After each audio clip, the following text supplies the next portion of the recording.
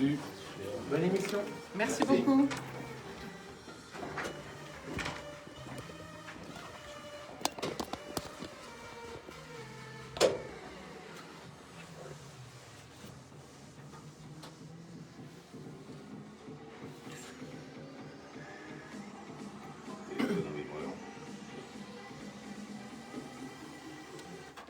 Bonjour à tous, je suis ravie de vous retrouver pour une nouvelle semaine.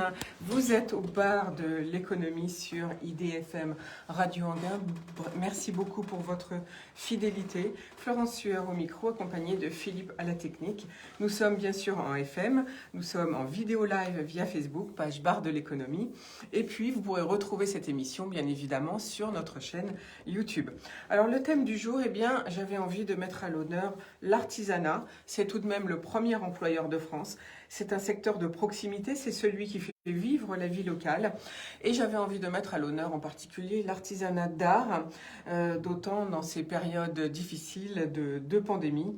Et d'ailleurs, vendredi, je mettrai justement les artistes à l'honneur également. Alors aujourd'hui, pour parler d'artisanat et d'artisanat d'art, j'ai la chance d'avoir avec moi Yves Cogent d'Assami. Bonjour. Bonjour à tous. Vous êtes le directeur du développement économique de la Chambre des métiers du Val d'Oise. Ensemble, on va donc faire le point justement sur la situation économique en Val d'Oise.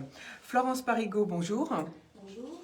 Vous concevez et fabriquez un accessoire de mode en métal et en pierres semi-précieuses qui permet de garder ses lunettes près de soi, et vous saurez tout à l'heure sur comment, je ne vais pas dévoiler tout de suite comment elle se porte. C'est Florence Parigot qui va nous l'expliquer. Alors à nos côtés, nous aurons également Julie Dahan, qui est artiste verrier en vitrail et en luminaire, mais elle fait de la restauration sur verre depuis août 2017. Et puis nous avons à nos côtés Laurent Delol, bonjour. Bonjour à tous. Vous êtes artisan en métier d'art, vous fabriquez des bijoux fantaisie depuis 2016 et c'est un tournant stratégique que vous avez opéré à l'époque et on veut savoir bien sûr pourquoi et comment. Est-ce que ça a été facile par exemple? Et puis bien sûr on va parler des magnifiques bijoux que vous faites. Et puis nous entendrons, je suis allée à la rencontre de Valérie Aubin que j'ai interviewée car elle fait de la broderie au crochet de Lunéville, un métier très rare en France, et donc j'avais également envie qu'on l'entende, une brodeuse d'art à qui on peut demander des bijoux d'ailleurs, comme de la décoration sur toute matière. Ça peut être sur des robes, ça peut être sur, je sais pas moi, des rideaux, et elle nous expliquera tout ça dans quelques minutes. Mais tout de suite, c'est comme d'habitude les infos du jour, mais avant les infos du jour, nous envoyons des pensées aux victimes, des habitants des Alpes-Maritimes et aux familles des victimes dans les vallées de la Tinée, de la Roya et de la Vésubie. Nous avons tous en tête ce couple de quadragénaires emportés avec leur maison du fait de la tempête Alex. C'est une scène de guerre à laquelle nous assistons. On a l'impression que le territoire a été bombardé, a décrit la préfecture des Alpes-Maritimes, qui d'ailleurs tente d'équiper chaque village isolé de téléphones satellitaires ou à défaut de moyens de radio de la gendarmerie ou des pompiers. Aujourd'hui, les équipes de ces 12 communes isolées bénéficieront de l'aide d'un pompier ou d'un gendarme ou d'un cadre de la préfecture pour qu'autour du maire, il puisse y avoir des équipes de travail directes. On commence maintenant nos infos du jour et tout de suite avec notre expert Bruno Vigoureux, le débrief sportif du week-end. Bonjour Bruno. Bonjour Florence, bonjour à toutes et à tous. Incroyable. Oui, nous avons vécu hier en fin de journée un match de tennis incroyable. Vous connaissiez Hugo Gaston, vous, il y a une semaine? Non, c'est normal. Personne ne le connaissait en dehors de sa famille et de ses amis. Et pourquoi on connaîtrait le 239e joueur mondial? Mais aujourd'hui, c'est une vedette. Dans un Roland-Garros maussade où les Français tombaient les uns après les autres, un petit bonhomme de 20 ans est venu tout bousculer. Il a renversé la table. Déjà vendredi, il renvoyait au vestiaire le Suisse Stanislas Wawrinka, ancien vainqueur de Roland-Garros, 17e mondial, après un combat en 5-7 et un 6-0 pour finir. Excusez du peu. Et on n'avait encore rien vu. Hier, sur Centrale de Roland-Garros, le gaucher toulousain a encore livré un bras de fer terrible face au numéro 3 mondial, l'Autrichien Dominic Thiem, qui, comme nous, ne connaissait pas Gaston il y a 5 jours. 2-7-0 pour l'Autrichien, il n'y avait plus de suspense. Et puis, le Français a retrouvé la marche avant pour bousculer Thiem et revenir à 2-7 partout. C'était déjà comme une victoire pour le Français. Le 5e set allait être accroché. Gaston martyrisait son adversaire avec ses amortis redoutables. Écoutez bien, il en a distillé 55 et il a remporté 40 points grâce à ce coup magique. Le maigre public du Central avait lui aussi du talent et donnait à ce match de fou une dimension supplémentaire. Tout le monde se rendait compte que c'était un match énorme. Et Tim, vainqueur du dernier US Open, n'est pas numéro 3 mondial par hasard. Plus expérimenté, il parvenait à prendre le service de son adversaire et à se débarrasser du petit Français. Hugo Gaston aura été un vrai rayon de soleil dans ce tournoi, la véritable révélation. L'homme qui a su redonner des couleurs au tennis français. Il suffisait de voir Tim féliciter son adversaire et le public, debout, pouvait hurler « Merci Hugo » pour comprendre qu'il s'était passé quelque chose sur Central. C'était un perdant magnifique. Alors, bravo gamin et à très vite. Je suis sûr que vous voulez des nouvelles de notre tout nouveau champion du monde de cyclisme, Julien Alaphilippe. Une semaine après avoir remporté son titre mondial, il a inauguré hier son maillot arc-en-ciel sur les routes de Liège-Bastogne-Liège, la doyenne des classiques, et d'une drôle de façon. Le Français a été d'abord fidèle à lui-même en dynamitant la course, mais il a commis une erreur incroyable à ce niveau de la compétition. Il pensait avoir la course gagnée et commençait même à célébrer sa victoire en levant les bras quand soudain il a vu débouler au tout dernier moment Primož Roglič, le dernier vainqueur du Tour de France, et lui piquer la victoire. C'est ballot, non? Mais il y a pire. Accusé d'avoir causé une vague lors de l'emballage final, c'est-à-dire d'avoir fait un écart, il était déclassé et passait de la 2e à la 5e place. Dommage et trop bête. Mais enfin, cela démontre que Julien Alaphilippe reste un coureur de panache, de coups d'éclat, et aussi avec un peu d'insouciance, comme on a pu le voir hier. Mais bon, on ne va pas commencer à se plaindre, pour une fois que la France possède un vrai champion capable de rivaliser avec les meilleurs. À propos des meilleurs, le PSG est peut-être en train de retrouver son meilleur niveau. Vendredi soir, il a aligné sa 4e victoire d'affilée en battant Angers 6-1, et le voilà qui revient désormais à 2 points du leader Rennes. Mais c'est surtout dans la coulisse qu'il y a un sacré match entre l'entraîneur Thomas Tourelle et le directeur sportif Leonardo. Les deux hommes ne sont plus sur la même longueur d'onde au niveau du recrutement, et c'est chaud entre eux. Ça, c'est pareil.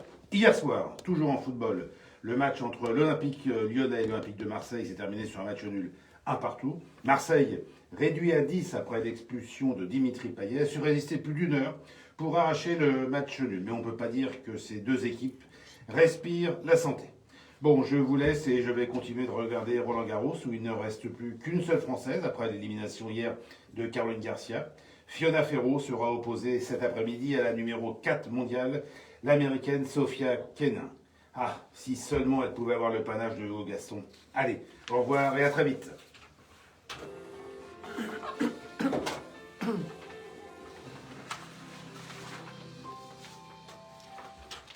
Voilà, c'était le débrief sportif. Merci à Bruno Vigoureux pour cette magnifique chronique. On le retrouve dès la semaine prochaine.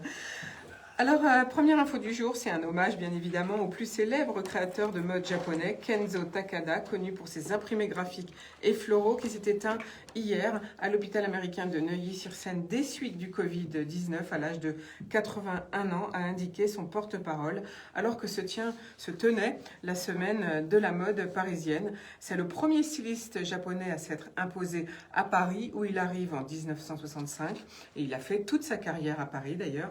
Sa première collection date de 1970, conçue dans une boutique de la Galerie Vivienne. Il déménage en 76 place des Victoires et fonde sa marque Kenzo, qu'il a vendue d'ailleurs au géant LVMH en 93. Il s'est retiré de la mode en 2000, mais avait lancé en début d'année une ligne de design.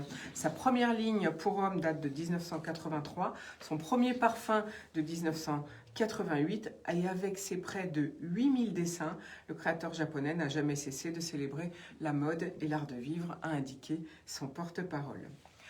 Une info aujourd'hui, c'est donc la nouvelle plateforme internet de services et de mise en relation. Elle s'appelle Alliance-Tous-Solidaire.fr, une idée de solidarité et d'entraide intergénérationnelle selon une nouvelle alliance des professionnels de la retraite, c'est-à-dire de l'Agirc Arco allié au groupe Agrica, à Audience, à B2V, à l'IRP Auto, à Lourmel et à Pro BTP, donc toutes des caisses de retraite. Et c'est destiné aux salariés, aux personnes sans emploi et aux retraités. 8 millions de personnes sont concernées. C'est accessible gratuitement sur Internet, évidemment, en fonction de ses compétences ou de ses besoins. Donc, vous pouvez déposer une annonce et bénéficier sur cette plateforme sécurisée d'aide à la vie quotidienne, de liens sociaux. Vous pouvez transmettre vos savoirs, proposer vos savoirs et vos compétences, accompagner des jeunes ou des parcours, bref, plein de choses. Donc allez-y, c'est inédit, ça s'appelle Alliance-Pro, tous-solidaires au pluriel.fr. Pour tenter de convaincre Engie, eh bien Veolia va aujourd'hui faire une nouvelle proposition. Donc le feuilleton se poursuit et je vous en parlerai mercredi. La centrale d'achat Eurelec, codétenue par Édouard Leclerc et Review, basée en Belgique, écope d'une amende de plus de 6 millions d'euros pour pratiques commerciales jugées illégales par le ministère de l'Économie et des Finances et donc pour non-respect de la réglementation française relative au formalisme des négociations entre les fournisseurs et les distributeurs. Vous savez bien que, d'ailleurs, beaucoup se plaignent. En juillet 2019, le gouvernement français avait déjà réclamé plus de 117 millions d'euros à Édouard Leclerc, accusé d'avoir eu recours à l'application de mesures de rétorsion forte pour obliger ses fournisseurs à accepter les conditions posées par Eurelec. Depuis la mise en place de cette centrale, le mouvement d'Édouard Leclerc délocalise chaque année une part plus importante de ses négociations commerciales en Belgique. Autre info du jour, c'est la CNIL, le gendarme donc des données personnelles, qui a publié jeudi sa recommandation sur les cookies et la publicité ciblée, en laissant donc 6 mois aux éditeurs de sites pour s'y conformer. Donc, qu'est-ce qu'on doit faire? Je vais vous le dire tout de suite. Mais la présidente Marie-Laure Denis a dit qu'on était donc du coup les premiers en Europe à fixer un cadre très clair. Alors la CNIL demande que tous les sites internet mettent maintenant un bouton en face du bouton tout accepter, un bouton tout refuser ou une solution équivalente au lieu de nous obliger à aller cliquer dans voir les partenaires et décocher un à un les publicités. Ça vous évitera d'avoir des spams. D'ailleurs, peut-être que certains d'entre vous ne savaient même pas qu'il fallait faire cette manip. Donc, je répète, bien sûr, il y a les cookies génériques qu'il faut décocher si vous le souhaitez, évidemment, sur les sites. Mais il faut aussi aller voir actuellement donc voir nos partenaires, ce petit encadré qui souvent est mis en grisé.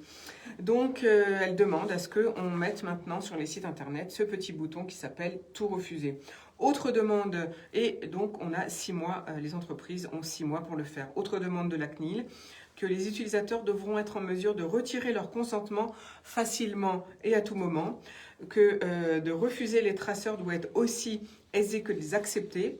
Concernant l'information des personnes, elles doivent être clairement informées des finalités des traceurs avant de consentir, bien sûr, et des conséquences qui s'attachent à une acceptation ou à un refus.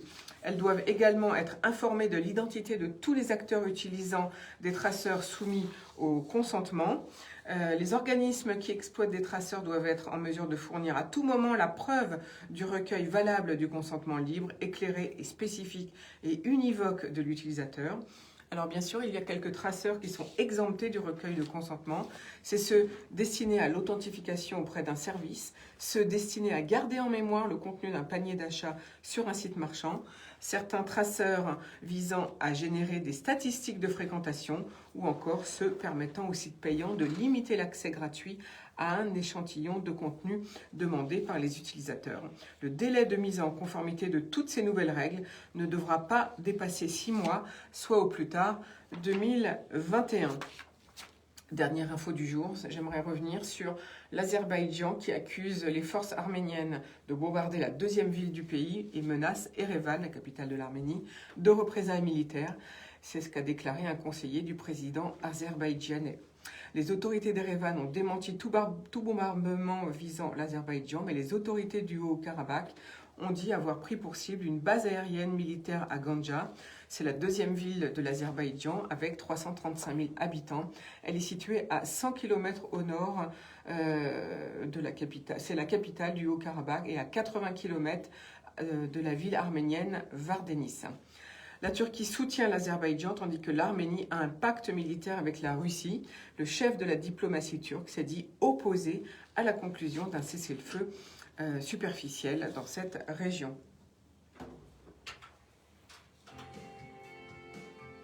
Vous êtes sur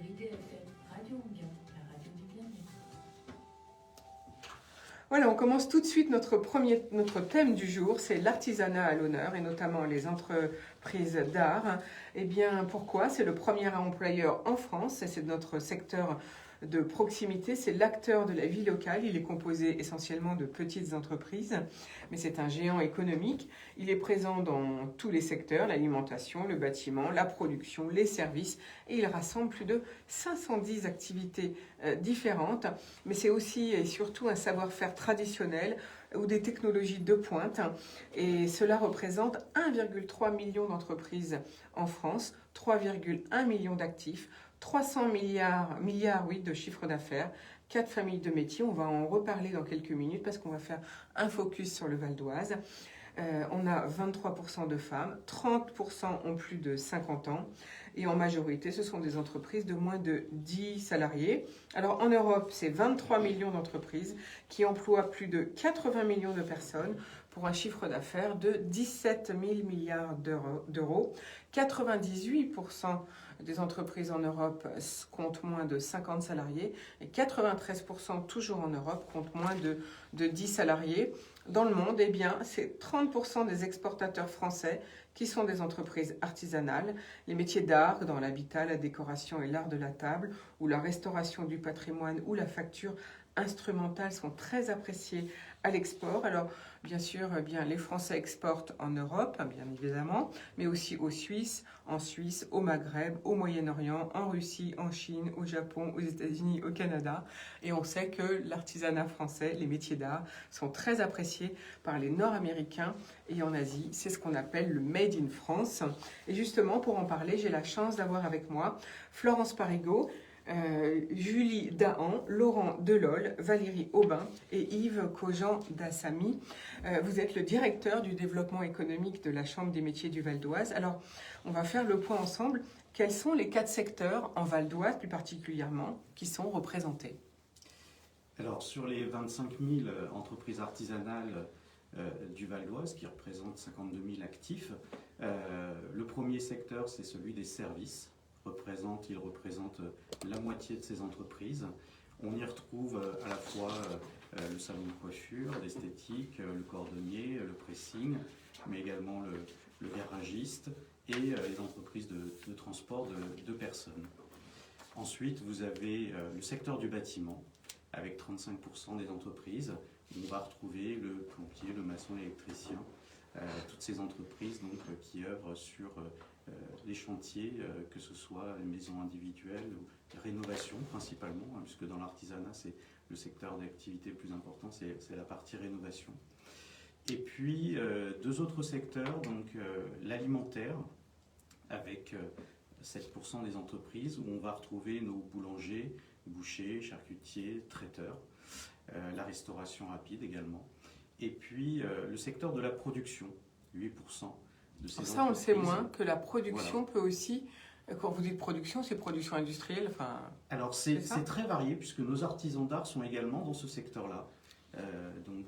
Production de pièces uniques, mais également beaucoup d'entreprises en sous-traitance industrielle. Il faut savoir que nos artisans dans ces entreprises produisent des pièces pour le secteur automobile, l'aéronautique, l'armement, donc avec des pièces très de la mécanique de précision. Et donc on a ces entreprises qui travaillent également pour l'industrie. Alors, on va tout de suite rentrer dans le vif du sujet. On est donc tous toujours sous le coup de cette pandémie, la Covid-19. Quels sont les secteurs, notamment en Val d'Oise, évidemment, qui ont le plus souffert? Où en est-on dans tout ce secteur de l'artisanat? Alors, toutes les entreprises sont touchées à différents niveaux. Ce qu'on peut voir, c'est que le niveau d'activité, finalement, n'est pas revenu à la normale et c'est très variable d'un secteur à l'autre.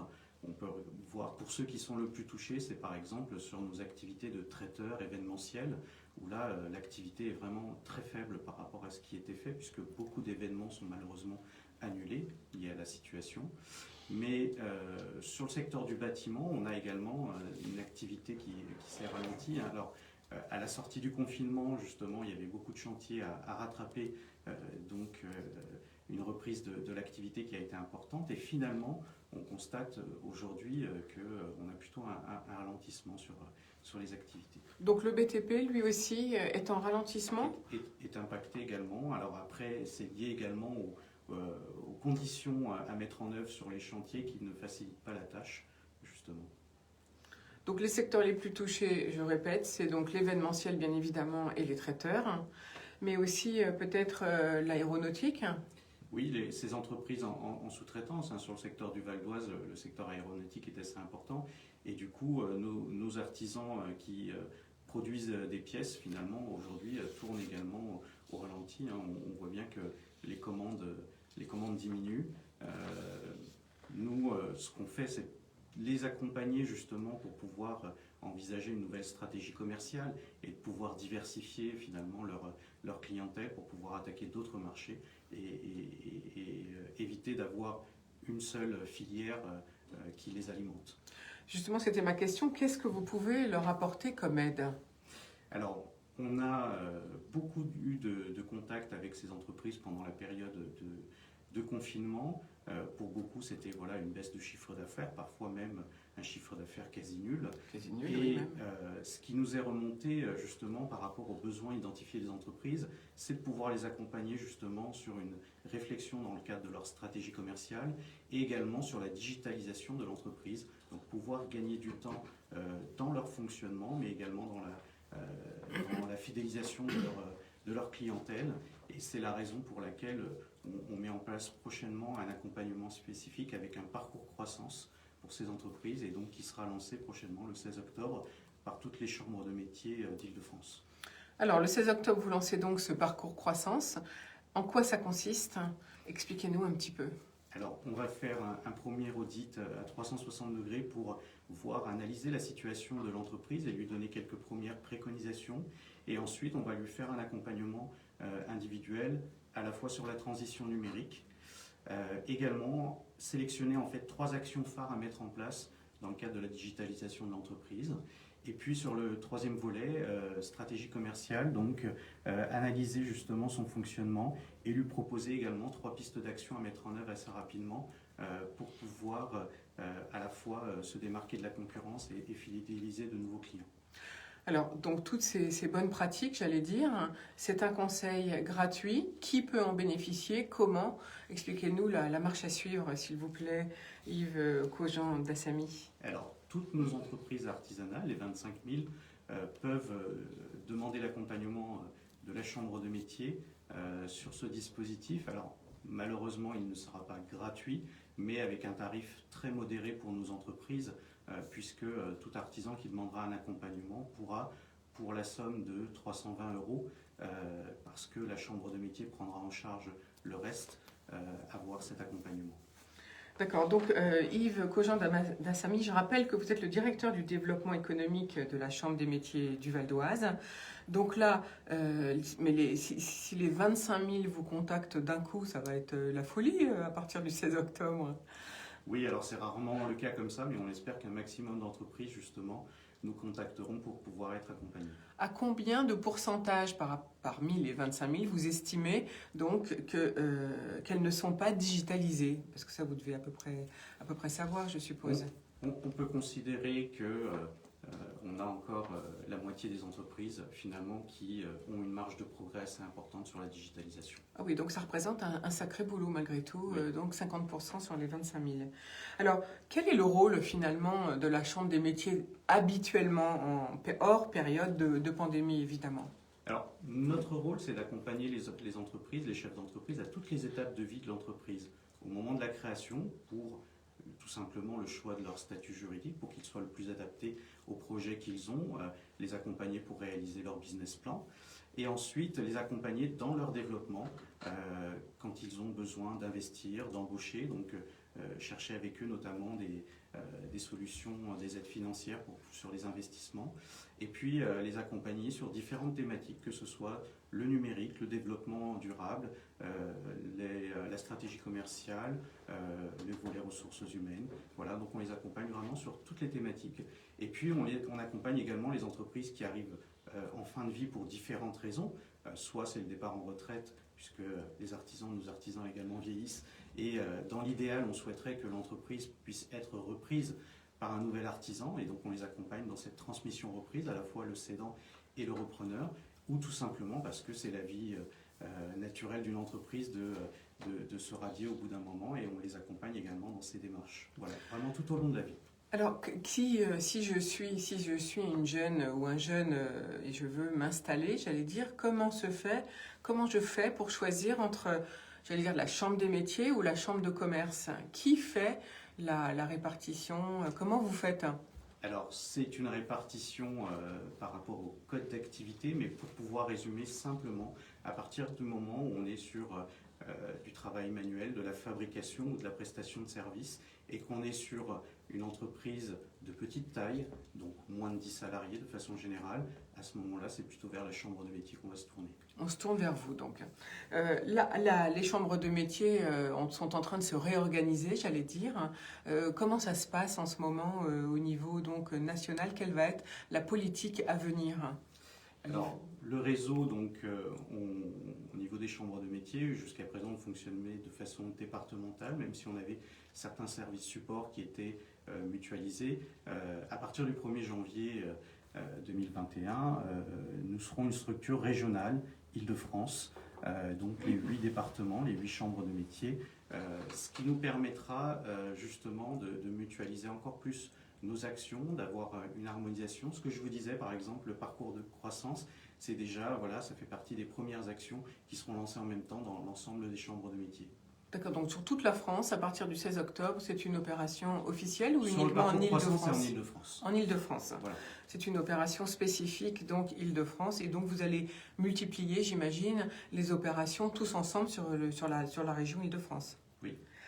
Alors, par contre, ça veut dire que vous gardez toujours une antenne à Cergy-Pontoise et vous recevez donc les artisans du Val d'Oise à Cergy, ou là, vous allez devoir déménager? Comment ça se passe? Non, on aura toujours notre structure, donc le siège de la chambre de métier qui est à Cergy, et également notre antenne qui est à Villiers-le-Bel pour couvrir le secteur Est, pour avoir une proximité auprès de nos artisans. Et puis on a une autre mission au niveau de la chambre de métier, c'est la formation des apprentis.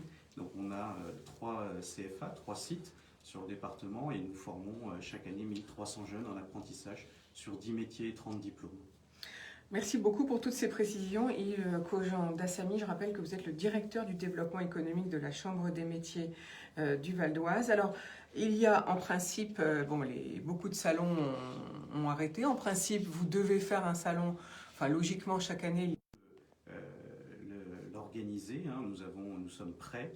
Et nous avons anticipé, nous avons envoyé un courrier au préfet justement, puisque vu que beaucoup d'événements sont annulés, notamment celui qui devait avoir lieu ce week-end à Enghien, nous avons préféré anticiper et adresser au préfet un protocole sanitaire spécifique renforcé pour pouvoir organiser ce salon, parce qu'on sait très bien que nos artisans, métiers d'art et savoir-faire ont besoin de cette visibilité, il en va de la survie de leur entreprise.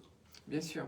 Alors justement, j'imagine que vous pensez à d'autres actions commerciales pour que les artisans soient plus visibles, autres que les salons. Quelles sont vos idées à venir? Est-ce qu'on peut avoir un petit secret? Alors, on a déjà ce projet qui est assez innovant sur Enghien avec le Concept Store, où vous allez actuellement trouver 34 artisans présents. Et l'idée pour nous, c'est de pouvoir démultiplier finalement les boutiques éphémères. Et donc, nous avons un partenariat avec le centre commercial des Trois Fontaines à Cergy. Et je irai cet après-midi justement visiter une boutique pour voir si nous pouvons mettre en place pour la fin d'année une boutique éphémère pour nos artisans d'art et leur donner cette visibilité pour pouvoir être au contact des clients. Alors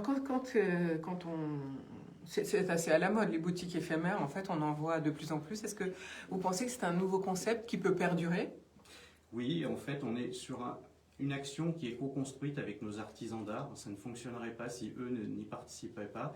Ils assurent des permanences dans l'organisation, dans les plannings, les ouvertures, fermetures, la gestion de la caisse. Et donc, on voit bien que ça nous permet de mobiliser sur des projets de plus grande ampleur et grâce à nos artisans d'art. Et puis, ça permet peut-être de répartir les frais sur plusieurs artisans, donc ça coûte moins cher, j'imagine, pour eux. Bien sûr, l'idée, nous, c'est d'avoir une offre clé en main pour eux qui coûte la moins chère possible. Voilà. Et il y a un panier moyen finalement pour participer à des boutiques éphémères ou bien est-ce qu'il y a un budget moyen qu'on peut donner? Alors, sur un projet, par exemple, comme les Trois Fontaines, on est sur une participation de l'ordre entre 100 et 150 euros la semaine. Oui, donc c'est donc très, très raisonnable. Et on peut donc, en tant qu'artisan, on peut choisir ses semaines, dire oui une semaine et puis ne plus revenir du tout ou revenir 3 mois plus tard. Bien sûr, si la on peut structure dure réserver 3 au mois. minimum pour 15 jours ou on peut être présent sur l'ensemble de la durée qui peut être de 2 à 3 mois. Voilà, après, ça dépend de la surface de la boutique éphémère, j'imagine. Oui. Merci beaucoup, en tout cas, pour ce tour d'horizon du Val d'Oise au niveau de l'artisanat, Yves Cogent d'Assamy. Peut-être en conclusion, on va rappeler des dates de votre prochain salon, qui j'espère va pouvoir être autorisé par la préfecture. Oui, alors notre salon Noël avant l'heure, donc qui en sera à la 12e édition, ce sera du jeudi 19 au dimanche 22 novembre 2020. Merci beaucoup et donc retenez donc bien ces dates, fin novembre, enfin mi-novembre plutôt, donc les métiers d'art à Cergy, à la Chambre de métier, c'est bien ça? C'est ça, voilà, comme chaque année, Noël avant l'heure. Merci Yves Cogent d'Assamy d'avoir fait ce tour d'horizon avec nous ce matin. Je vous propose tout de suite de partir entendre un métier qui se perd, qui n'existe presque plus. Heureusement qu'il y a des passionnés. Et donc je suis allée à la rencontre de Valérie Aubin, car elle fait de la broderie au crochet de Lunéville et une brodeuse d'art à qui l'on peut demander du sur-mesure. On l'écoute. Je suis quelqu'un de très manuel depuis toujours. Ma première passion a été la peinture. Et je brodais comme poil de croix, enfin toutes choses banales comme beaucoup de gens. Et puis un jour, j'ai découvert que l'école de Sage faisait des séances de découverte, pour découvrir la broderie haute couture. Et ça m'a intéressée, et donc je l'ai fait, puis là je suis tombée amoureuse. Voilà. Donc vous avez fait combien de temps que vous brodez J'ai fait des cours, j'ai commencé les cours, on va dire en 2010-12. Donc ça fait presque 10 ans que vous faites de la broderie. Alors on apprend à broder sur quoi, comment, avec quelle matière, comment ça se passe? Expliquez-nous un petit peu. Alors, on peut broder sur n'importe quelle matière, mais moi, pour créer mes bijoux ou pour faire tout autre travail, je travaille sur de l'organza, qui est un travail qui est un tissu transparent, parce qu'il faut savoir... Extrêmement fin déjà. Fin, voilà, et qui est transparent, et parce qu'il faut savoir que quand on travaille au crochet de Lunéville, on travaille, quand on pose la perle ou la paillette, on travaille à l'envers. Donc on ne voit pas le travail qu'on en fait. Alors surtout si on a un tissu opaque. Donc il faut avoir une grande maîtrise de ce qu'on fait et il faut retourner son métier régulièrement. Et quand les métiers sont trop grands, très grands, et ben on est obligé de se mettre à quatre pattes et à regarder en dessous. Voilà. D'accord, parce que les métiers ne peuvent pas se retourner. Si, en général si, mais s'ils ont des grands ouvrages, ils ne peuvent pas forcément le retourner, oui. Et alors du coup, j'imagine, enfin, je sais pas, mais j'imagine que c'est long d'apprendre à broder. Alors, c'est long. Après, suivant les personnes, il y a plus de facilité ou pas. Hein. Mais c'est le crochet de Lunéville qui est particulier et qui n'est pas facile au départ. Et là, il faut vraiment prendre des cours. Donc, vous parlez du crochet de Lunéville, expliquez-nous Alors, le crochet de Lunéville, qu'est-ce que c'est comme... est-ce que c'est ce petit crochet tout petit? Tout petit, très fin, qui a au bout comme un hameçon de pêcheur. Voilà. C'est aussi fin. Ouais. Vous ne travaillez, vous, en broderie qu'avec ce crochet ou c'est principalement avec ce crochet?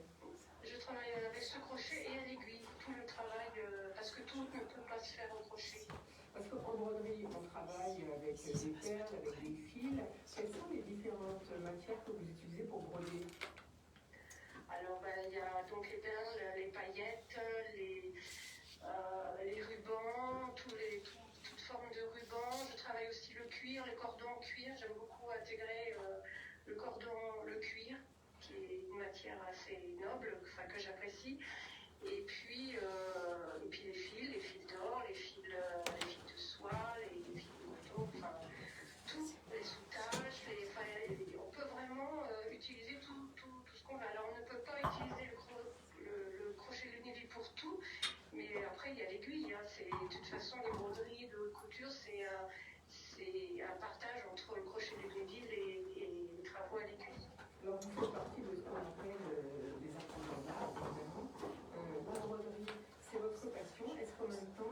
permet d'en vivre, ou est-ce que c'est un hobby juste complémentaire à votre activité professionnelle?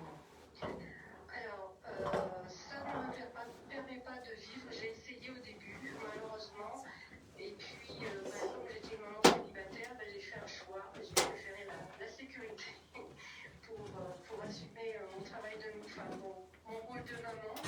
Et puis, aujourd'hui, dès que je pourrai, j'espère me consacrer entièrement à ça.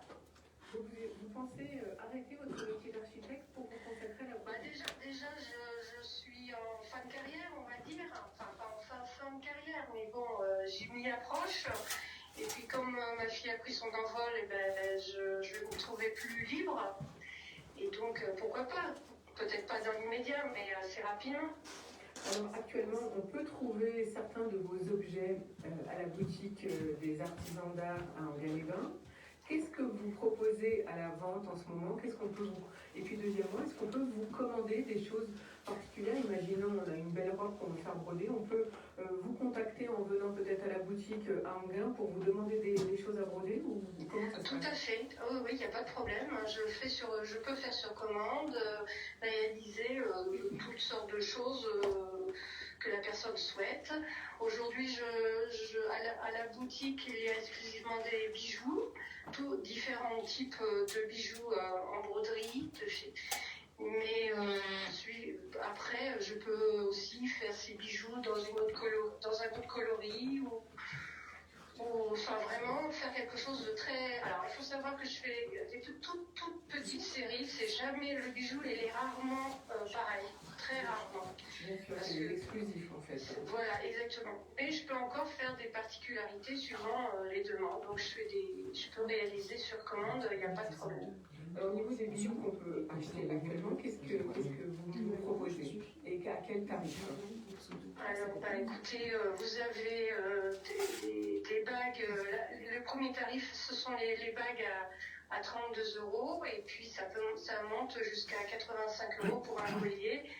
Avec des apprêts. Alors, ce qu'on appelle les apprêts, c'est les fermoirs, tout ce qui permet, tout le complément à la broderie, qui sont soit en argent, soit en plaqué or.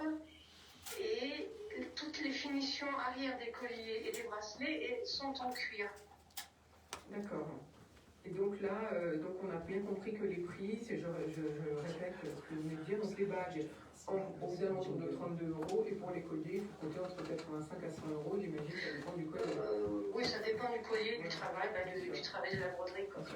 Est-ce que vous travaillez également avec les maisons de haute couture? Parce qu'il y a Non, pas du tout.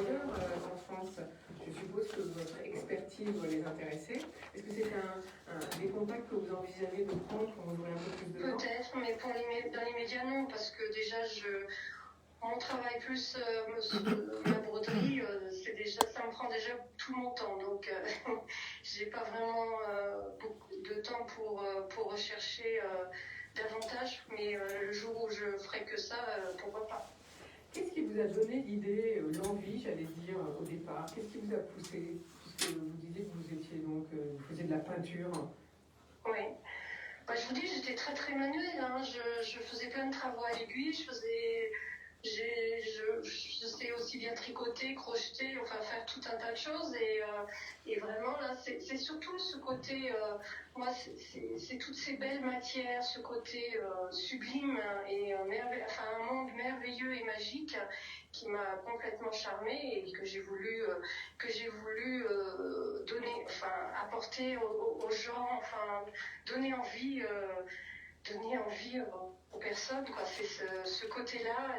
Et à la boutique, je fais justement de temps en temps je montre le travail au crochet de Lunéville. Donc on peut vous voir travailler en direct si on vient dans le coin du Général de Gaulle à Enghien. Oui, tout à fait. Alors il y a un programme qu'on peut voir sur le site de la boutique. Il y a tous alors j'avoue que je ne sais plus le prochain. Il est en octobre, il y en a 2 en octobre. Okay, on regardera effectivement. Donc 2 dates en octobre où on peut vous voir travailler voilà, tout à fait. Et quand je fais des salons ou des marchés, j'essaie toujours de travailler sur place parce que les gens sont très intéressés et ils ne s'imaginent pas du tout le travail que ça peut représenter. Voilà. Bien sûr, bien sûr. Est-ce qu'avec cette pandémie, ça vous a retardé dans l'activité, j'allais dire, plus commerciale, au niveau Commercial, salon, complètement, oui. d'exposition? Il n'y a rien qui se passe en ce moment? Non, il n'y a rien du tout. Mis à part la boutique, il n'y a rien d'autre. Hein. Donc finalement, heureusement qu'il y a encore les commerces, la boutique qui reste ouverte, parce que vous n'avez pas de salon en perspective? Là, prochainement, non, le prochain, ils sont en novembre. Hein. En novembre. Alors, de toute façon, il y en avait un en octobre, mais il a été annulé, donc... Oui, on avance avec la pandémie en ce moment, on voit bien que... Oui, c'est compliqué. Au moins, au jour le jour même, je veux dire. Ouais. Voilà. Mais en tout cas, merci beaucoup d'avoir été avec nous ce matin en direct, Valérie Aubin. Je vous remercie, c'est moi qui vous remercie aussi. Je rappelle que vous faites de magnifiques...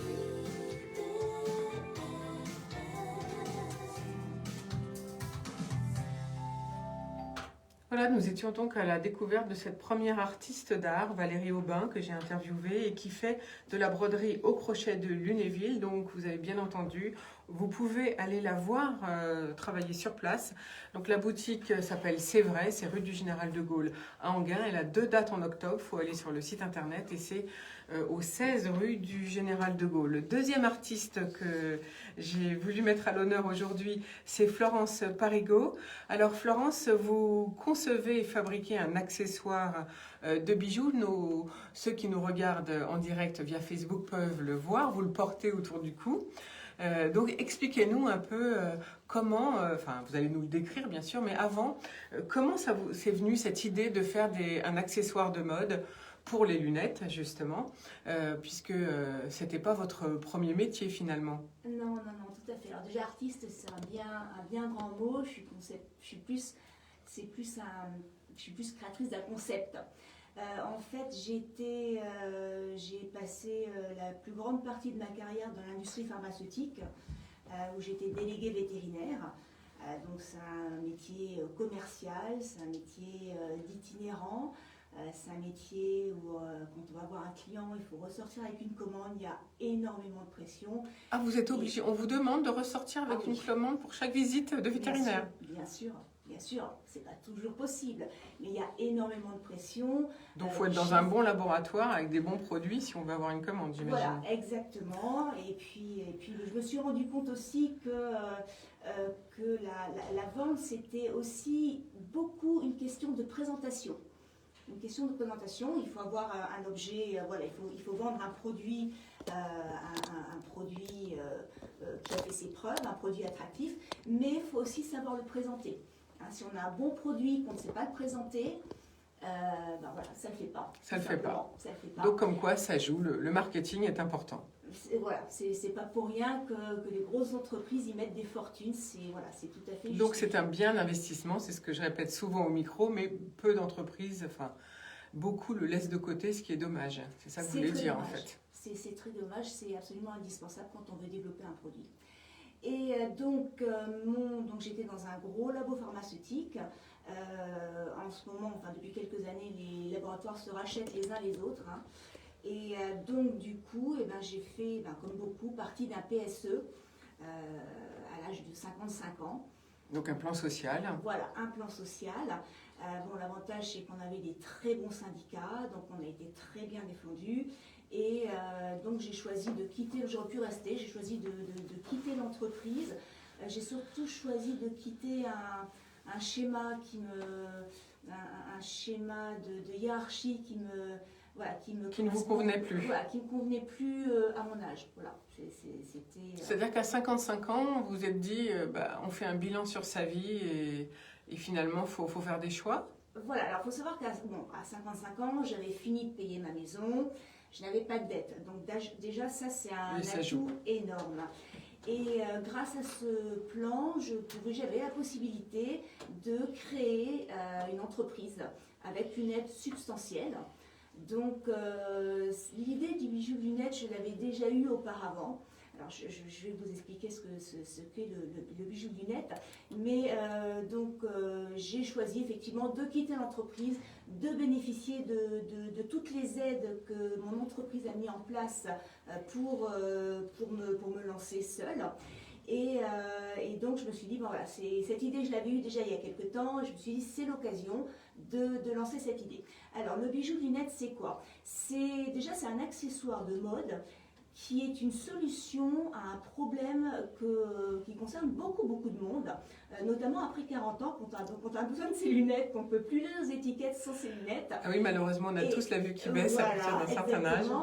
Et donc ce qui arrive, enfin, moi ce qui m'est arrivé, c'est que je cherchais mes lunettes sans arrêt, c'est pénible, on perd du temps, on s'énerve soi-même en se disant mais c'est pas possible. Et donc j'ai dessiné un anneau. Alors moi j'aime bien les formes épurées, j'aime bien les formes simples, donc j'ai dessiné un anneau tout simple qui est légèrement incurvé et dans lequel on glisse sa branche de lunettes. Voilà. Et qu'on va porter autour du cou. Voilà. Donc c'est un accessoire, mais finalement, quand on n'a pas ses lunettes, ça peut aussi être un joli bijou. C'est un joli décor de cou qu'on met autour du cou. Exactement. Donc moi personnellement, c'est pas un bijou que je porte tous les jours, mais c'est un bijou que je porte systématiquement quand je prends les transports en commun, quand je vais faire mes courses, quand je suis à la boutique d'Anguin, où là j'ai sans arrêt besoin de mettre mes lunettes et de les retirer. Et plutôt que de les poser quelque part où je suis sûre, la boutique est grande, que je ne vais pas les retrouver, je les ai autour de mon cou, elles sont vraiment en sécurité.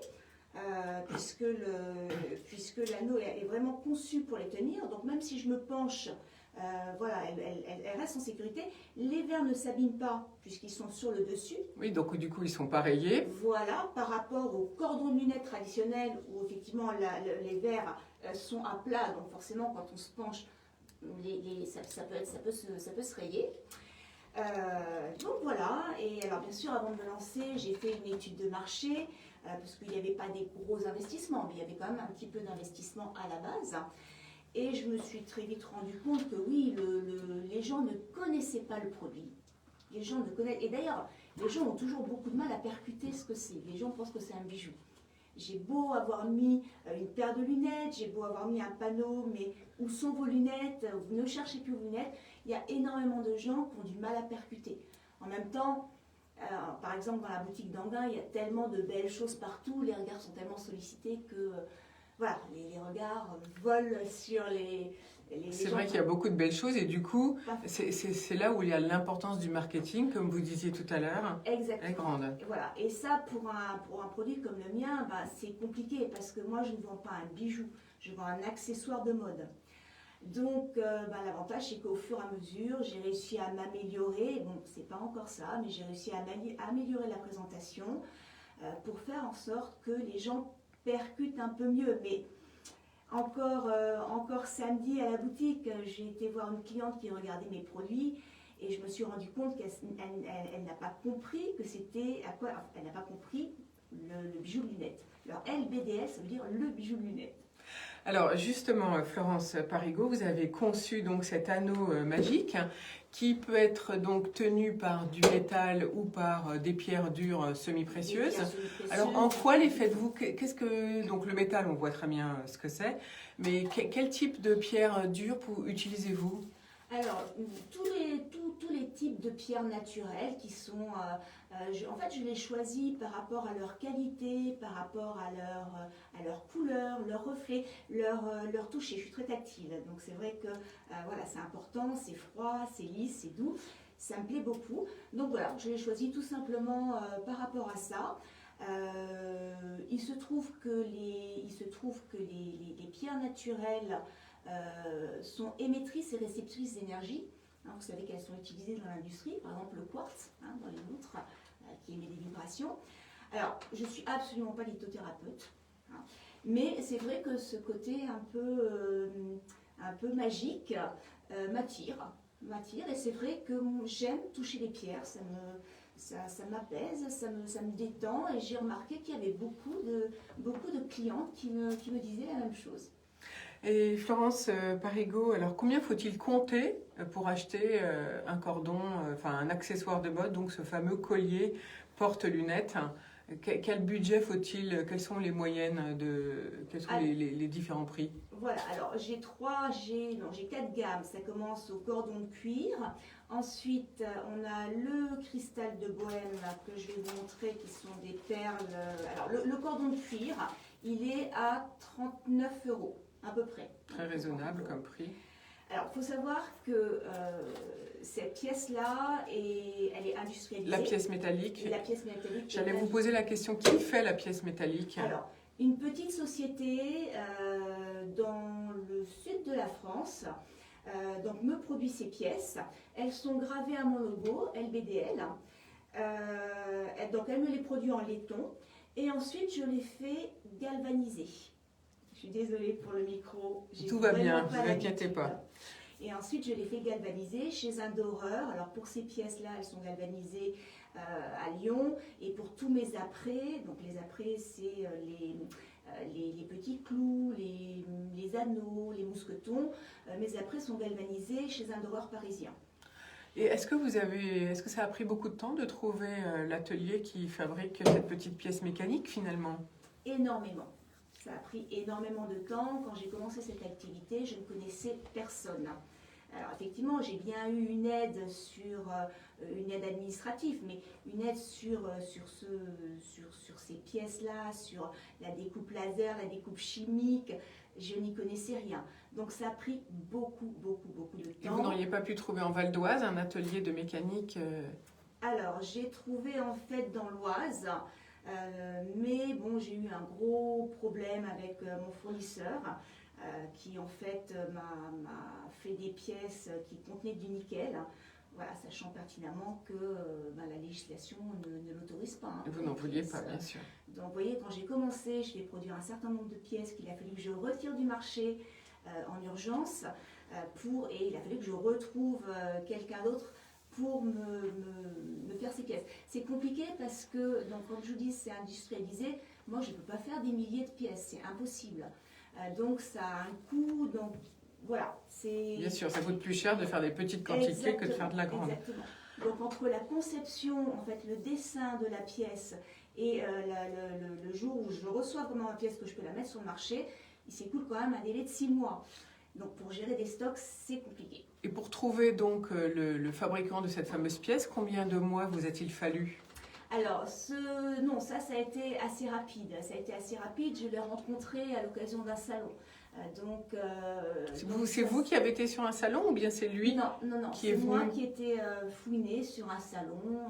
Alors, où êtes-vous allé? Quel salon? Dites-nous tout. Je suis allée à Billorca. Carrément. Vous êtes allé au salon du bijou fantaisie, en fait, tout simplement. Exactement. Donc, comme quoi c'est utile, les salons professionnels, Comme vous en êtes la preuve. Comme quoi, et surtout, il se trouve que ce fournisseur-là, je l'avais rencontré auparavant sur Internet également. Je fais beaucoup de recherches sur Internet. Heureusement qu'on a Internet. Ça facilite la tâche. Donc on revient, pour finir, si vous voulez bien, Florence Parigot, on revient aux différentes gammes. Donc ça commence avec le cuir, vous nous l'avez dit, à 39 €. Voilà, ensuite, 39 €. Après, le cristal de bohème, donc c'est des petites perles de cristal de bohème que je monte sur clou. Alors ça a un effet un petit peu rétro, rigolo, un petit peu décalé, qui me plaît beaucoup. Donc là, on est à 45 €. Après, on a les chaînes, donc tout ce qui est chaîne en palladium. Donc palladium, c'est un traitement palladium, hein, donc pareil, c'est totalement anénergique, ça fait partie des métaux précieux. Donc toutes mes absolument, chaînes, ça fait partie des métaux précieux. Peu de gens le savent.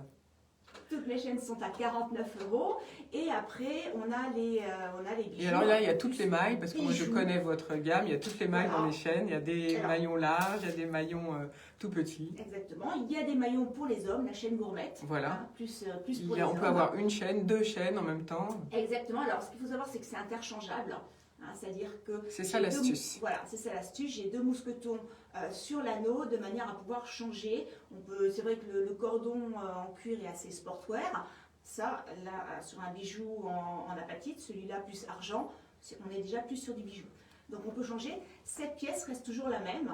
Et j'en ai fait une seconde qui est gravée tout autour de l'anneau. La pièce ronde qui permet de mettre la branche de lunettes. Exactement. Donc j'en ai fait une deuxième et j'ai d'autres dessins. Voilà, j'ai essayé de développer avec d'autres dessins, d'autres modèles. pour Merci pour le beaucoup développer. Florence Parigot. Donc encore beaucoup de travail en communication, j'imagine, pour vous faire connaître. Exactement. Mais en attendant, on peut vous retrouver à la boutique C'est vrai à Enghien. Et puis sans doute peut-être au salon, vous allez faire le salon avec la Chambre des métiers et de l'artisanat du Val Alors, d'Oise. bon, là pour l'instant rien n'est sûr, donc Rien n'est je ne peux sûr. pas m'engager là-dessus. Voilà, on attend de savoir si le salon va être maintenu ou s'il va être annulé par le Voilà, préfet. exactement. Merci beaucoup Florence Parigot. Avec plaisir. Vous êtes sur IDFM, Radio Enghien, la radio du Attention. Québec. On poursuit notre découverte des artisans d'art et cette fois avec Julie Dahan. Alors Julie, vous êtes toute jeune. On peut vous demander votre âge du coup. Vous avez 26 ans. 26 ans, voilà, et vous avez voulu être artiste verrier. Et donc, ça aussi, c'est un métier extrêmement rare. C'est pour ça que je suis ravie de vous avoir au micro ce matin.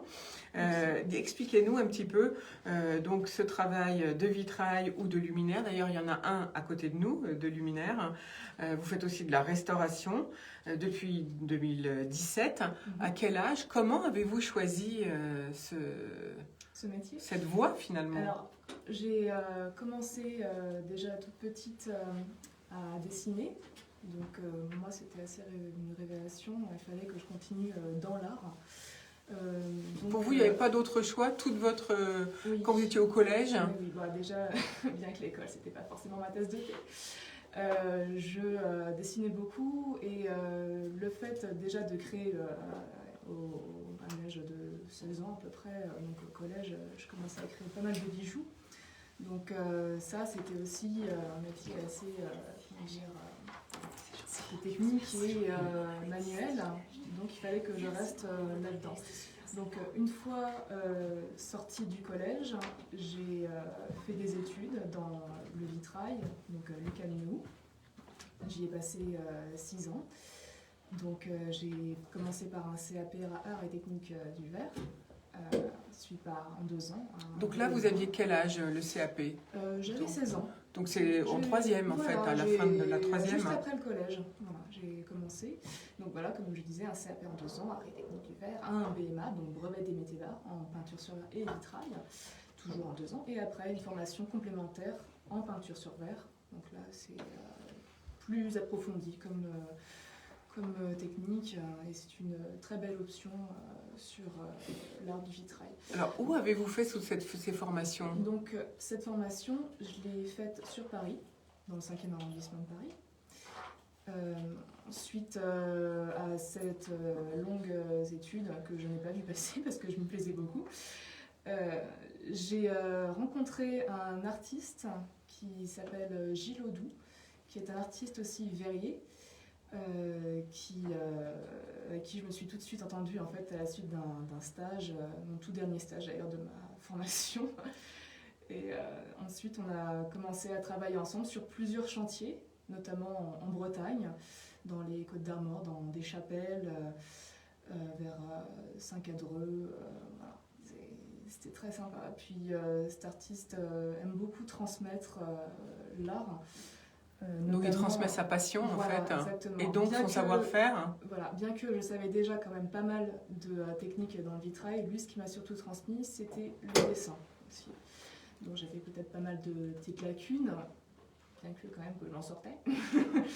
Mais on apprend toujours toute sa vie de toute façon. Voilà. Et cet artiste est vraiment génial. Il a une gentillesse incroyable.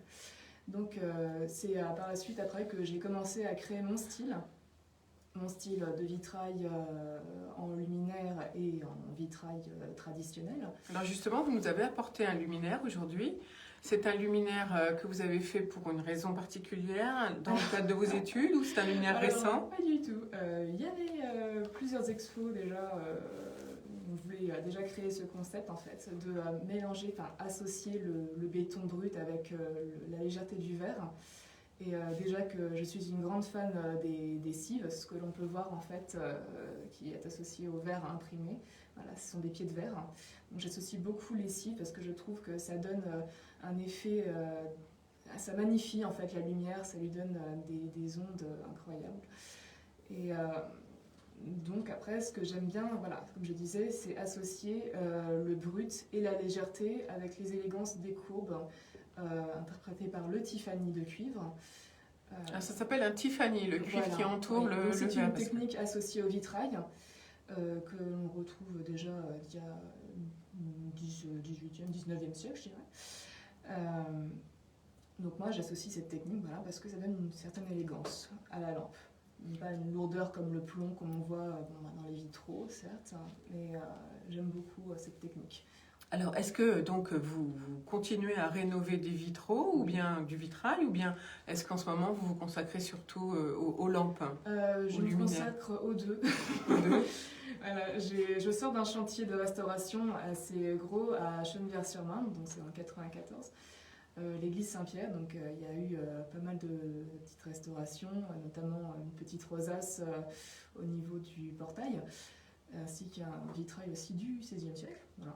Donc ça c'est sympa de travailler sur la restauration du XVIe siècle.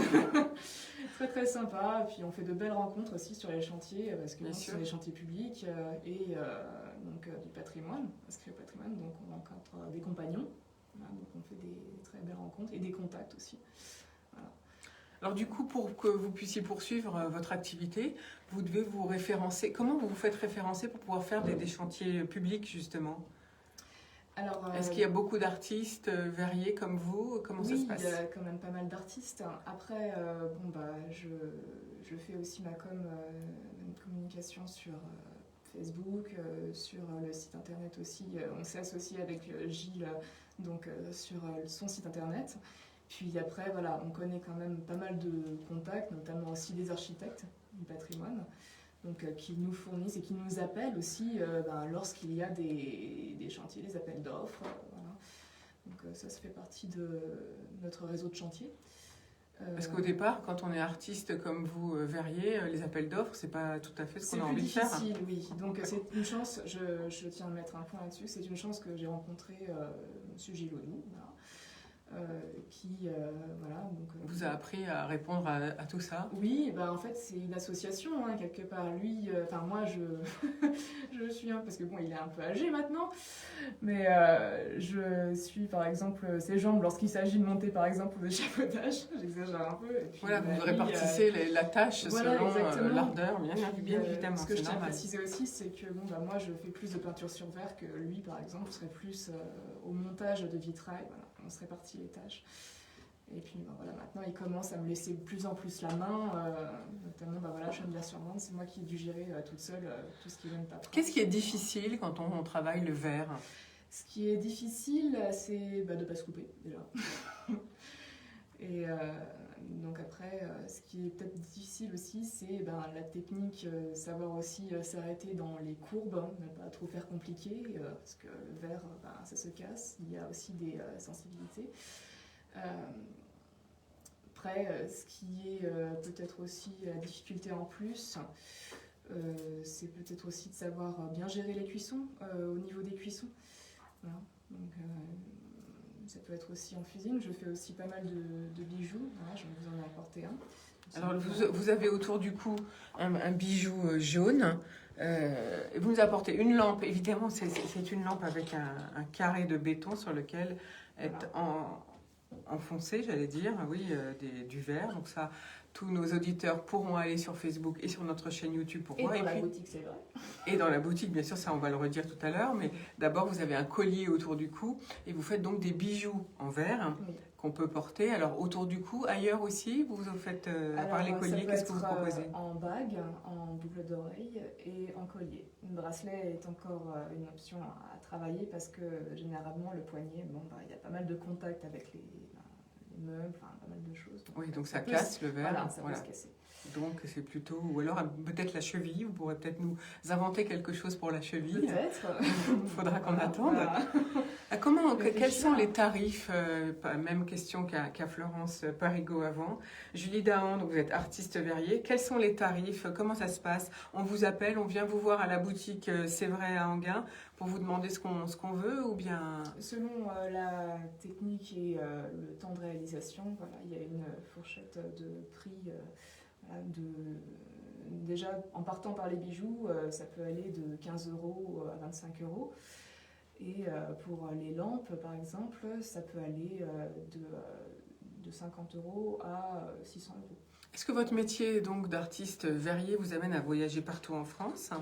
Alors oui, comme je disais, nous sommes allés en Bretagne avec Gilles Ledoux, Votre associé? voilà, mon associé. On est allé aussi à Auberive, donc pareil, chantier, petite chapelle, voilà. Donc après, il y a aussi pour ma part des concours que j'ai fait il y a quelques années maintenant, en vitrail, dans la Champagne-Ardenne.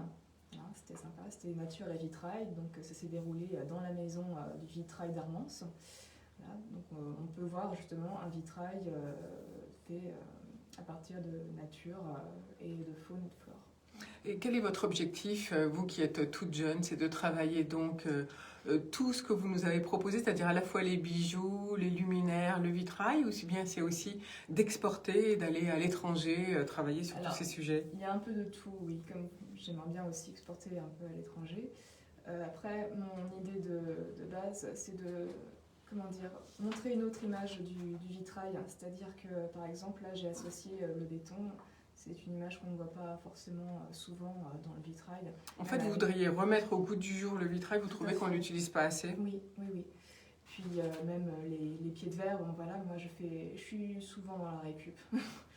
J'aime bien raconter des histoires dans mes lampes, avec des pieds de verre complètement originales.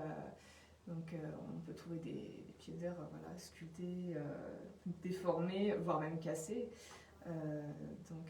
Même certains verres imprimés aussi, je les ai trouvés, donc il y en a qui n'existent plus.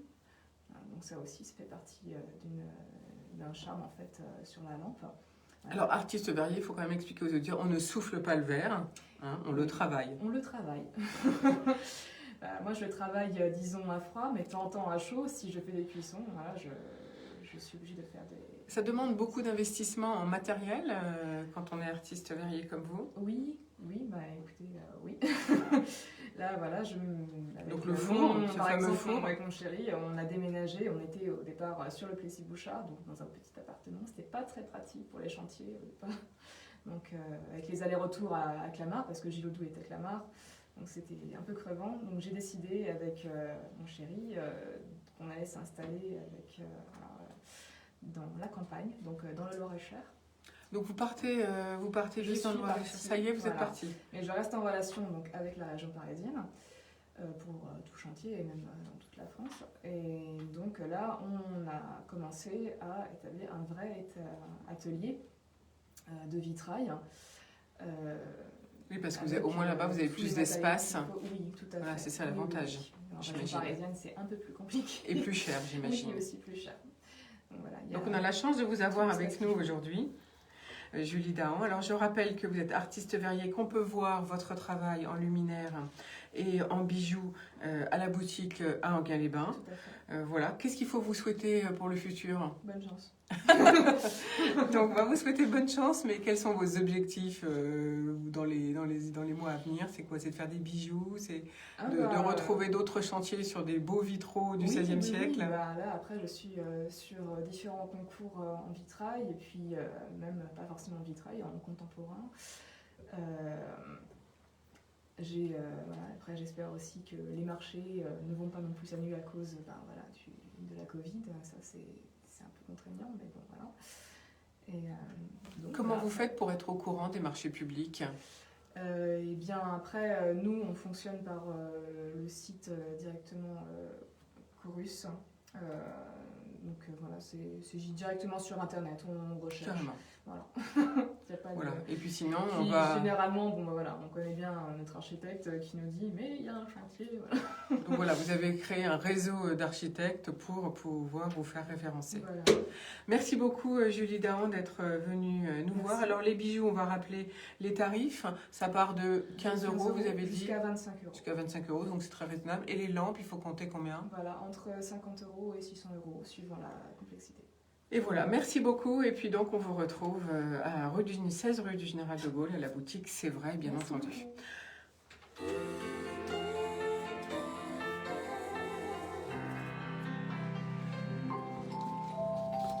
Alors, dernier artiste pour cette émission du Bar de l'économie sur IDFM. Je vous rappelle qu'aujourd'hui, nous mettons en avant l'artisanat en France et notamment les artistes d'art. Et j'avais la chance d'avoir à mes côtés Yves Cogent d'Assami, directeur du développement économique de la Chambre des métiers de la Chambre des métiers du Val d'Oise, Florence Parigot qui conçoit et fabrique un accessoire de mode, un bijou de lunettes pour accrocher sa branche de lunettes, Julie Dahan que vous venez d'entendre qui est artiste verrier, et puis maintenant nous allons passer la parole à Laurent Delol.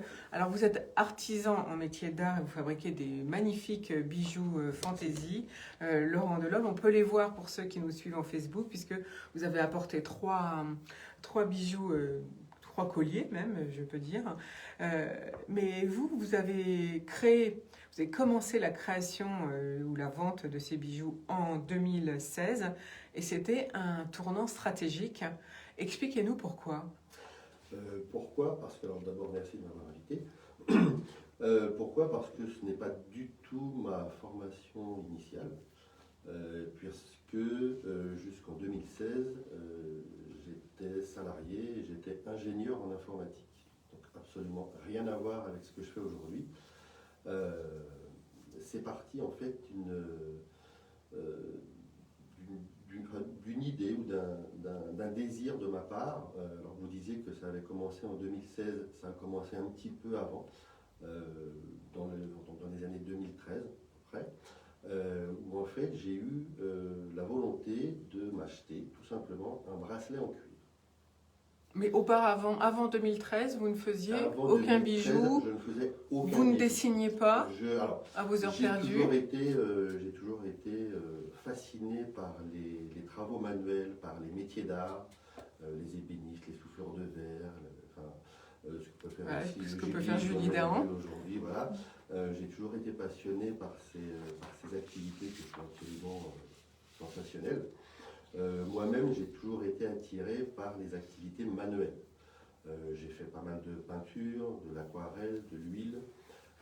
J'ai fait beaucoup je dis j'ai fait parce que je n'en fais plus maintenant. Vous n'avez plus le temps. J'ai plus le temps, voilà, je me consacre essentiellement aux bijoux. J'ai fait beaucoup de maquettisme naval, donc activité manuelle qui nécessite quand même une certaine précision et une certaine minutie, mais je n'avais pas du tout l'idée de débuter un projet autour des bijoux fantaisie.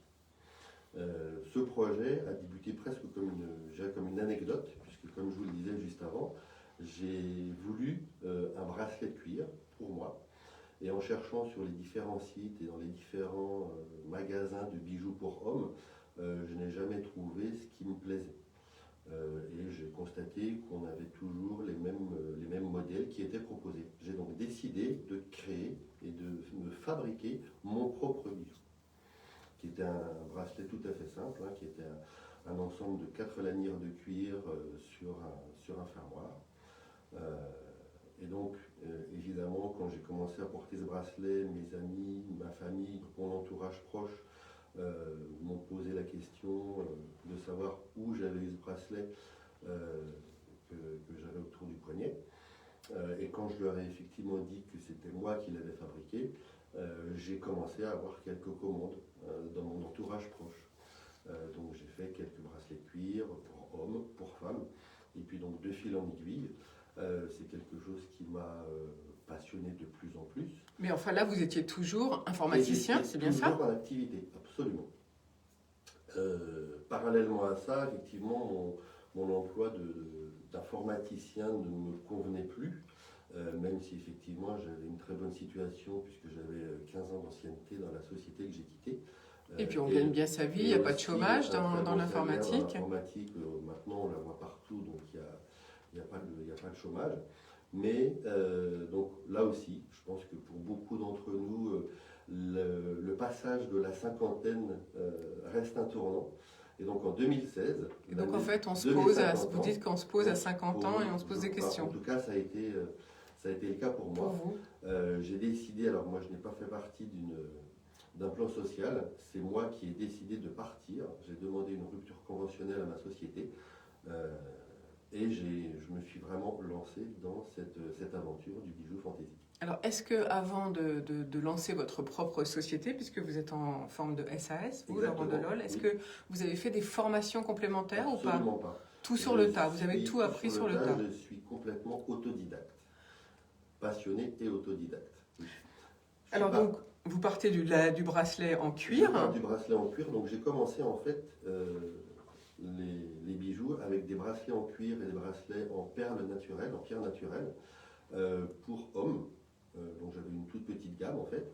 J'ai eu la chance de pouvoir exposer dans une petite boutique de vêtements pour hommes en plein cœur de Paris, puisque je connaissais le gérant et donc pour tout vous avouer, j'y suis allé un petit peu au culot en lui demandant s'il accepterait d'exposer mes bijoux.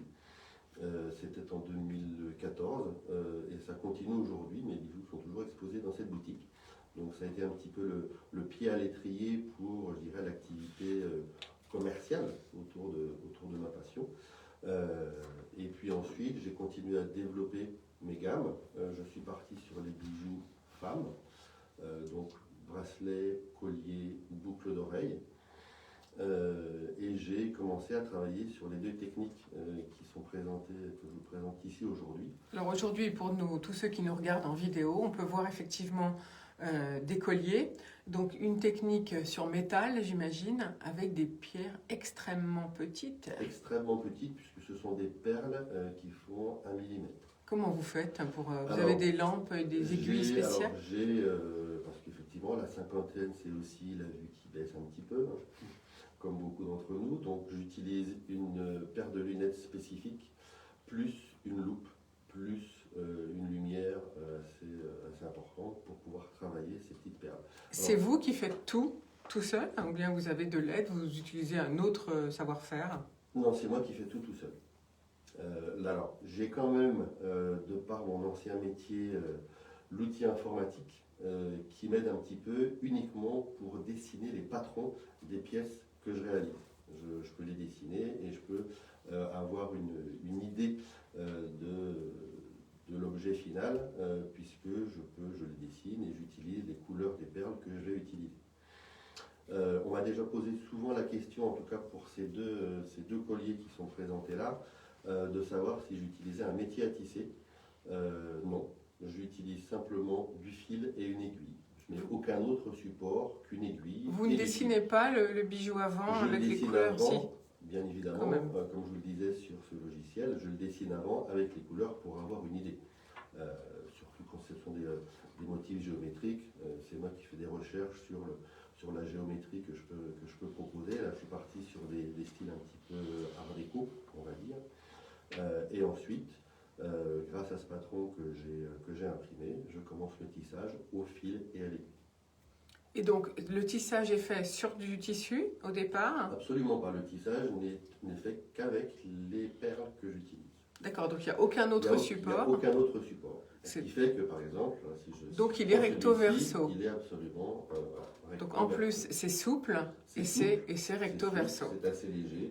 Là, je n'ai pas apporté de bracelet, mais j'ai fait des bracelets sur la même technique. On n'a pas la question de se poser de quel côté on va devoir le mettre, puisqu'il est parfaitement recto verso. J'utilise aussi des fermoirs qui peuvent être utilisés d'un côté ou de l'autre. Alors les chaînes et les fermoirs sont en quelle matière, Laurent Delol? Les chaînes et les fermoirs, ce sont des chaînes en métal doré ou argenté en fonction du pendentif que je dessine et que je crée. Alors vous faites aussi on dirait du crochet sur l'autre, le dernier collier, je ne sais pas, je vois de loin. Cette technique-là n'est ni du crochet, ni du macramé, ni de la broderie. Alors vous allez me demander de quoi s'agit-il? Bien sûr. C'est une technique, alors ce sont des choses que j'ai cherchées aussi sur Internet, hein, parce que je ne voulais pas me contenter des bracelets de cuir et des bracelets de perles, donc j'ai essayé aussi de proposer des choses qu'on a moins l'habitude de voir, qui sortent un petit peu, je dirais, des sentiers battus dans la bijouterie fantaisie. Alors cette technique m'a énormément plu, de par le rendu, et aussi un petit peu quelque part à cause du nom qu'on lui donne, puisque cette technique de fil de coton noué, c'est pas de la broderie, c'est du coton noué, on appelle ça de la frivolité. Donc j'ai trouvé ça tout à fait charmant. C'est une technique qui est assez ancienne et qui remonte en France au 19e siècle. C'est ça. Ou on va dire pour broder, pour nouer du coton, et échanger des discussions, on va dire, sans grande importance. Malheureusement, heureusement en tout cas pour aujourd'hui, ça a bien changé, mais à cette époque-là, c'était le cas. Et donc, ces dames échangeaient des propos frivoles, donc des propos sans importance, d'où le nom de cette technique qui est devenue de la frivolité. Ah, donc ce sont ces fameux colliers en tissu mélangés à des pierres, ou des des perles de voilà. verre ou semi-précieuses, j'imagine. Exactement, puisque j'utilise aussi des pierres semi-précieuses. Oui. Je travaille aussi avec des cristaux Swarovski pour apporter De la brillance. mais de la brillance au fil de coton que je mets. Donc c'est magnifique, hein. Là c'est un très beau collier bleu associé à des perles Swarovski qui sont donc mordorées. Qui sont mordorées, facetées, donc qui renvoient parfaitement la lumière. Exactement. Et qui contrastent un petit peu avec le mat du fil de coton. Alors est-ce qu'on peut aussi vous apporter ou vous demander des choses sur mesure? Je pose la même question on m'a déjà qu'à Julie Dahan. demandé des choses sur mesure. Que ce soit pour des colliers, des bracelets. Alors, j'ai eu la chance l'année dernière de participer au salon du mariage. Et pour justement la partie frivolité, on m'a demandé de travailler sur des projets de bijoux de tête ou des ornementations de robes de mariée réalisées en frivolité. Moi, je connais vos bracelets et c'est vrai que c'est magnifique en plus. Donc, je comprends que vous ayez beaucoup de demandes. J'espère. En tout cas, je suppose que le métier d'informaticien vous aide à faire votre communication et peut-être le site internet. Le informaticien m'aide puisque j'ai réalisé moi-même le site internet que j'utilise aujourd'hui, qui est un site de e-commerce, qui m'aide aussi un petit peu puisque je suis également sur certains réseaux sociaux. Je pense qu'aujourd'hui, c'est un point de passage obligatoire, d'autant plus pour nous qui n'avons pas forcément un réseau très étendu, puisqu'on travaille beaucoup par le bouche à oreille entre artisans. Effectivement, c'est un métier qui m'aide aujourd'hui. Quels sont les tarifs ou la fourchette, on va dire? Alors, la fourchette est assez large, puisque j'ai décidé de proposer une gamme assez étendue de bijoux. En partant des bracelets assez simples pour hommes, en cuir donc. ou en perles pour hommes et pour femmes, jusqu'à ces réalisations-là. Donc, pour donner une fourchette vraiment très très large, hein, je pars des premiers prix qui sont à peu près de 25 euros pour arriver à des pièces comme celle-ci. Donc, le plastron. Un collier plastron. Un collier plastron en perles de verre tissé qui est à 240 euros. Voilà, donc ce sont les budgets moyens, on va dire. Après, c'est sur commande ou sur demande particulière. C'est sur commande, c'est sur mesure, puisque les bracelets que je réalise, j'en présente certains, mais je ne peux pas présenter toutes les tailles. Donc, je fais les réalisations sur mesure pour les bracelets, mais également pour les colliers, par rapport au tour de cou de chacun et que la personne souhaite porter. Laurent Delol, je vous ai rencontré à la boutique à Enghien, donc rue du Général de Gaulle. Est-ce que vous faites des salons prochainement et où est-ce qu'on peut vous trouver? On devait participer à la foire de Paris, qui a malheureusement, dans un premier temps, été reportée pour être associée à la foire d'automne en novembre, qui a malheureusement été annulée purement et simplement à cause des raisons sanitaires que nous vivons aujourd'hui. La prochaine grosse échéance pour nous, je dis pour nous parce que dans la SAS nous sommes deux associés, ce qui d'ailleurs facilite aussi un petit peu les choses puisqu'on a la possibilité comme ça de nous répartir les tâches. Moi je suis plus sur la création et mon associé plus sur les aspects marketing et commerciaux. On parlait de l'aspect marketing tout à l'heure qui effectivement est très important. Et donc notre prochaine grosse échéance sera, là aussi, s'il a lieu, la magie de Noël des Tuileries, c'est-à-dire le marché de Noël, qui se tiendra dans le jardin des Tuileries du 22 novembre au 3 janvier. Au 3 janvier, voilà, donc comme pour la Chambre des métiers du Val d'Oise, donc c'est le marché juste avant donc, les fêtes de Noël. Donc si vous avez besoin de cadeaux, eh bien, vous pouvez aller à la boutique à Enghien pour retrouver les bijoux de Laurent Delol, ou bien aller sur les marchés dont on vient de vous parler, à Paris du 22 novembre au 3 janvier, et puis à la Chambre des métiers du Val d'Oise. On espère qu'il va se tenir, on attend encore la confirmation du préfet. Donc ça, c'est pour mi-novembre. Qu'est-ce qu'il faut vous souhaiter pour le futur, Laurent Delol ? Parce que la pandémie a dû un petit peu ralentir l'activité. Un petit peu l'activité. Alors je dirais que pour moi, ça n'a pas été finalement si difficile que ça. En tout cas, le confinement, puisque je suis quelqu'un d'assez casanier et que mon petit atelier se trouve à mon domicile. Donc ça m'a permis de me consacrer réellement à 100% à la création et à la fabrication de pièces dans l'optique de participer. Qui sont des pièces uniques, j'imagine qu'on ne fait pas jamais deux fois la même chose. Ça peut m'arriver. Mais de toute façon, ça ne dépassera jamais 5 ou 10 pièces grand maximum, bien sûr. De toute façon, vous les signez, vous mettez votre nom quelque part ou Ça fait partie des choses qui sont à mettre en place. Aujourd'hui, elles ne sont pas signées. On envisage de travailler sur une petite pastille ou une petite breloque avec notre logo pour identifier nos bijoux. C'est une bonne idée en tout cas et c'est magnifique. Bravo à vous tous aujourd'hui parce que c'est splendide. Donc Laurent Delol, si on veut vous contacter, on va sur quel site internet ? Alors le site internet est le site www.insoliteetsecret.fr. Merci beaucoup Julie Dahan, si on veut vous contacter. Il y a un site internet également Il y a réseaux sociaux, le site internet est en cours. Le site est en cours et les réseaux sociaux sur Facebook et Instagram. Bravo en tout cas à tous les deux. Pour ma part, cette émission s'achève. On va vous souhaiter une très belle journée. Et bien sûr, je vous retrouve dès mercredi pour ma part. Demain, c'est Jacqueline Voraz au micro. Très bonne journée. Ciao, ciao.